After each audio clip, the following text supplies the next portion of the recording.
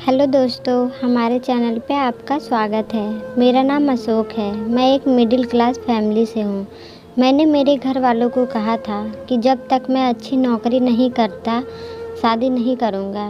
मैं बैंक के लिए तैयारी कर रहा था, जिसमें काफ़ी समय लग रहा था। इस कारण मेरी उम्र 32 साल की हो गई, लेकिन मेरी नौकरी अच्छी लग गई थी।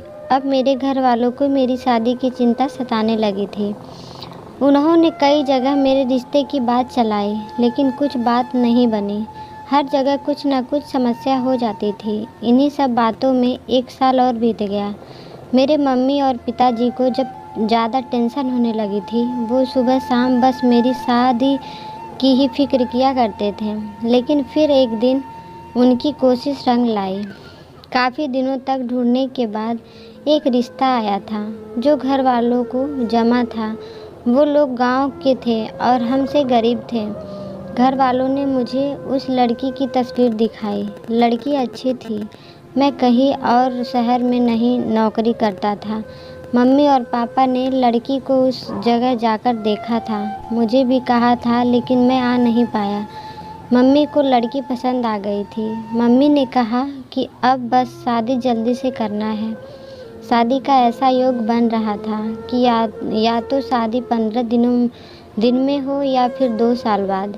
लेकिन अब शादी को टाला नहीं जा सकता था, इसलिए शादी 15 दिन में होना ही तय हो गया था। इतने कम समय में अब मेरा लड़की देखना जाना हो नहीं सका, इसलिए मैं अब शादी के लिए ही छुट्टियां लेकर आ गया। मैं शादी के 5 दिन पहले ही आ गया। शादी की तैयारियां चल रही थी। बहुत जल्द में सब तैयारियां पूरी करनी पड़ी और फिर शादी का समय आ गया। शादी वाले दिन हम लोग बारात लेकर लड़की वालों के यहाँ पहुँच गए। वहाँ सबके चेहरे देख मुझे कुछ अजीब सा लगा। मुझे एक छोटे कमरे में ठहराया गया। मैंने पापा से पूछा, पापा यहाँ सब ठीक है ना? पापा ने बोला, सब ठीक है।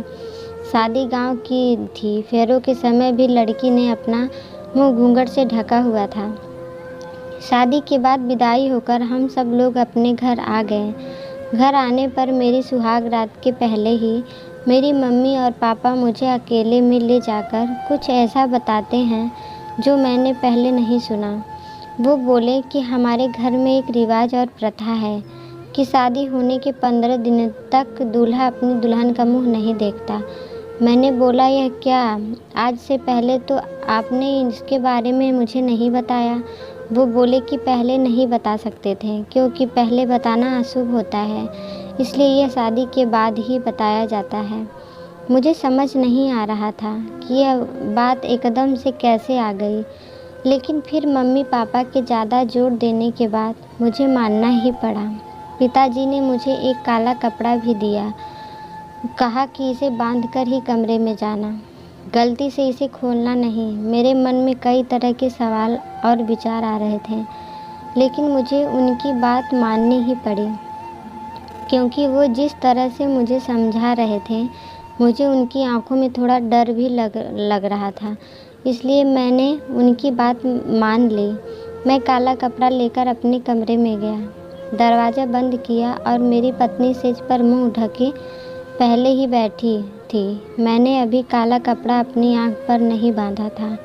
मैं उसके पास गया तो सबसे पहले जो उसने कहा वो था, आपको मम्मी पापा ने सब समझा दिया है ना?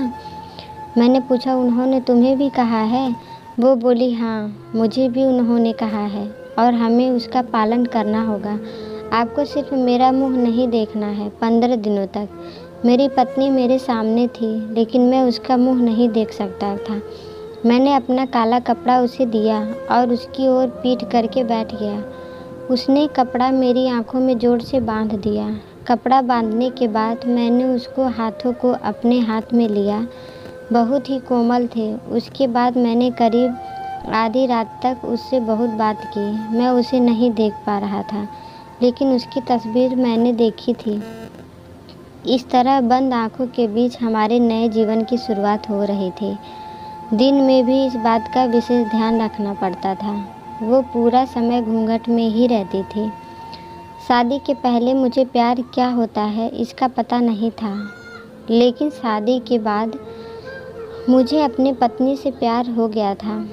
मैं बड़ी बेसब्री से 15 दिन ख़त्म होने का इंतज़ार कर रहा था। दिन दिन निकलते रहे और मेरा प्यार बढ़ता गया। आखिर 15 दिन हो गए। मैंने अपनी मम्मी और पापा से कहा कि आज 15 दिन पूरे हो गए हैं, कुछ पूजा या दूसरा उपाय तो नहीं करना। उन दोनों के चेहरे पर एक अजीब सी घबराहट थी। मुझे समझ नहीं आया कि क्यों वो लोग बोले नहीं, कुछ नहीं। मैंने उनसे फिर पूछा कि क्या कुछ बात है, आप इस तरह से क्यों लग रहे हैं। वो बोले कुछ नहीं। उस रात मैं कमरे में गया। अब मेरे हाथ में काला कपड़ा नहीं था। मेरी पत्नी आज भी घूंघट ओढ़े बैठी थी। मैंने जाते ही उसे कहा कि आज यह घूंघट क्यों। मेरी पत्नी मुझे कहती है कि मैं आपसे कुछ सवाल पूछना चाहती हूँ। मैंने बोला पूछो। वो बोली आप मुझसे कितना प्यार करते हैं। मैंने बोला कि 15 दिनों में तुम्हें पता नहीं चला। उसने कहा कि इतने दिनों तक आपने मुझे देखा नहीं था। अब सोचो कि आपको ऐसा कुछ देखने को मिल जाए जो आपने सोचा भी नहीं था, तो भी आप मुझसे उतना ही प्यार करेंगे या नहीं। मुझे उसकी यह बात समझ नहीं आई। मैंने कहा कि तुम यह क्या बात कर रही हो, मैं तुमसे प्यार करूँगा, तुम मेरी पत्नी हो। वो चुप हो गई। फिर आखिरकार मैंने वो किया जो मैं करना चाहता था। मैंने उसका घूंघट उठाया और घूंघट उठाते ही जब मैंने उसकी शक्ल देखी तो मुझे यकीन नहीं हुआ। यह वो लड़की नहीं थी जिसकी मुझे तस्वीर दिखाई गई थी। यह तो कोई और ही लड़की थी। मैंने उससे पूछा कौन हो तुम। वो बोली मेरी आवाज़ तो आप जानते ही हैं, मैं वही हूँ, आपकी पत्नी। मैंने आवाज़ लगाकर अपने मम्मी और पापा को बुलाया। मेरी आवाज़ सुनकर वो कमरे में आए। मैंने बोला अच्छा, तो यह सब नाटक आपने इसलिए किया। यह लड़की कौन है। आपने मुझे तस्वीर तो किसी और की दिखाई थी। उनके चेहरे पर घबराहट थी। मेरी माँ बोली बेटा हम इसी बात से डर रहे थे। बड़ी मुश्किलों से हमने तेरे लिए रिश्ता ढूंढा था। वो लड़की इसकी बड़ी बहन थी। शादी के 2 दिन पहले वो घर से चली गई। वो तुझसे शादी नहीं करना चाहती थी। यह लोग फिर शादी से मना करने लगे, लेकिन हमने इसके पिता पर दबाव डाला था, धमकाया था, पहचान बताई तो उन्होंने दबाव में उसकी 2 साल छोटी बहन से तेरी शादी करवा दी। हम तुझे बताते तो तू हमें ऐसा नहीं करने देता। सच जानकर तू कभी शादी नहीं करता, इसलिए तुझसे छिपाया। तुम दोनों सही मायने में पति पत्नी बन जाओ, इसलिए 15 दिन वाला नाटक किया ताकि बाद में तू इसे छोड़ नहीं सके। उनकी बात सुनकर मुझे यकीन नहीं हुआ। मैंने कहा कि आपने अपने बेटे की शादी के लिए किसी को धमकाया। आपने मुझे भी झूठ बोला। आपको शर्म नहीं आई। आपने इस लड़की की मर्जी के बिना ज़बरदस्ती मुझसे शादी करवा दी। उसके बाद भी यह आप लोगों की बात मान रही है। मम्मी और पापा बोले कि हमने यह सब तेरे लिए किया है। मैंने कहा यह आपने मेरे लिए नहीं अपने लिए किया, ताकि मेरी शादी के बोझ से आप बरी हो जाएं। अगले दिन मैं बिना कुछ बोले सुबह अपने काम पर चला गया, लेकिन वहाँ जाने पर मुझे लगा इसमें उस लड़की की क्या गलती है। वो पहले ही ज़बरदस्ती का शिकार हुई है।